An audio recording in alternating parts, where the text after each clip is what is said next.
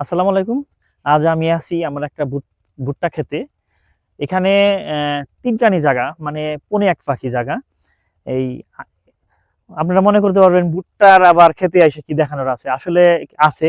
সেটা হইলাম আমি এই ভুট্টাটা একদম আ নতুন পদ্ধতিতে চাষ করছিলাম। কারণ সাধারণত আমরা ভুট্টা রোপণ করি, জমিতে সার ছিটাই, চাষ দেই, তারপরে সেটাকে মই দিয়ে তারপরে কেল কইরা তারপরে ভুট্টা বুনি। কিন্তু আমি এই জমিটা টোটালি আলাদা রকমের আলাদা রকমের ভাবে চাষ করছি। সেটা হইলাম জমিতে কোনো চাষ দেইনি।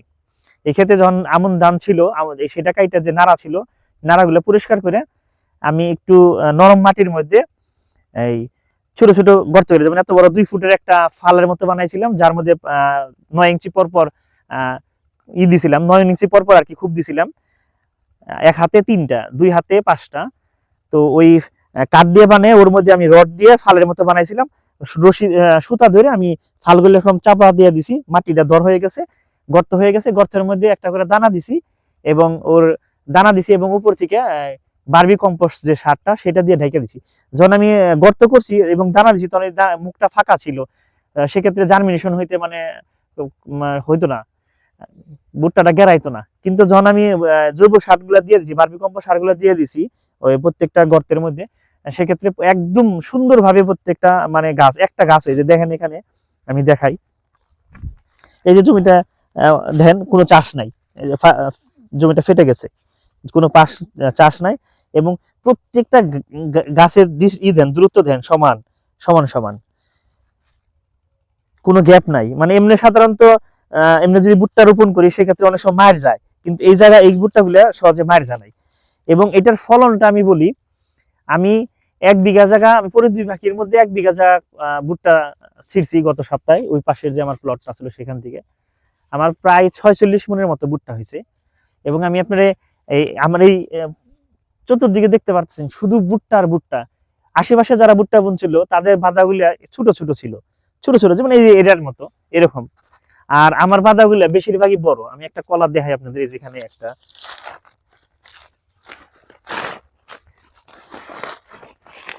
এই দেখেন কত বড় বড় কলা। এই যে পাশেরটাই দেখেন,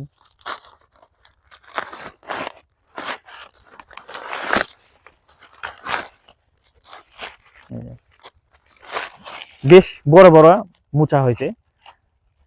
আশা রাখতেছি এটা তো একটা ভালো রেজাল্ট আসবে। এই যে সবগুলা দেখেন, সবগুলা বেশ বড় বড়, বেশ বড় বড়, সবগুলা মুচাই বড় বড়। কত বড়! আমি যেভাবে চাষ করছি এইভাবে যদি কেউ ভুট্টা রোপণ করেন তাহলে বেনিফিট দুই দিকে। একটা হলে আপনি জমি চাষ করলে একটা যে খরচ আছে সেটা লাগবে না। দ্বিতীয়ত আপনার ভুট্টাটা আপনি আরো আগে, যেমন জমিটা যদি আপনি চাষ করে বুনতে যান তাহলে জমিটা থেকে পানি নেমে যাওয়ার পরে একটা জু আসতে হয়, জমিটা শুকাইতে হয়, শুকাইয়া চাষ দিয়ে তারপরে ভুট্টা রোপণ করতে হয়। আর যদি আমি যে পদ্ধতিতে করছি এই পদ্ধতিতে চাষ করেন তাহলে আপনার চাষের খরচটা লাগবে না। আর দ্বিতীয়ত জমি আপনার ১৫ দিন, কমপক্ষে ১৫ দিন আগে রোপণ করতে পারবেন। সেক্ষেত্রে আপনি ভুট্টাটার মানে হারভেস্ট আপনি আগে করতে পারবেন। এক্ষেত্রে দুইটা লাভ হলো। এবং এই নতুন পদ্ধতিতে যদি চান এবং ফলন, আশেপাশের লোক এই পাশের ক্ষেতগুলো ভুট্টা ছিল, তারা চাষ করছিল, তারা হাল বাইয়া চাষ করছে। এবং দেখেন এই পাশের জমিটা, এই জমিটা হাল বাইয়া চাষ করছে প্লাস কেল করছিল যাতে ভুট্টাটা না চলে যায়, না পড়ে যায়। কিন্তু আমার জমিতে কিন্তু কোনো কেল করিনি আমি। দেখেন পুরো সমতল, কারণ এই একটা গাছ মানে বেশ নিচে গর্ত করে করে ভুট্টার দানা দেওয়ার কারণে প্রচুর শক্ত। দেখেন শিকড় গুলা কিরকম নিচে, শিকড় গুলা কি পরিমাণ নিচে, প্রচুর শক্ত গাছ। এবং গাছগুলো অনেক পুষ্ট, মানে মোটা, অনেক মোটা গাছগুলো। তা আমি বলবো যে ভুট্টা তো আমাদের দেশে এখন প্রচুর চাষ হচ্ছে। তো যদি আপনারা কেউ চান ঠিক এই পদ্ধতিতে ভুট্টাটা চাষ করতে পারেন, সেক্ষেত্রে ফলনও ভালো আসবে। কারণ আমি এই চকের মধ্যে, আমাদের এই চকের মধ্যে ভুট্টার আবাদ হয়েছে কমপক্ষে ১৫০ বিঘার মতো।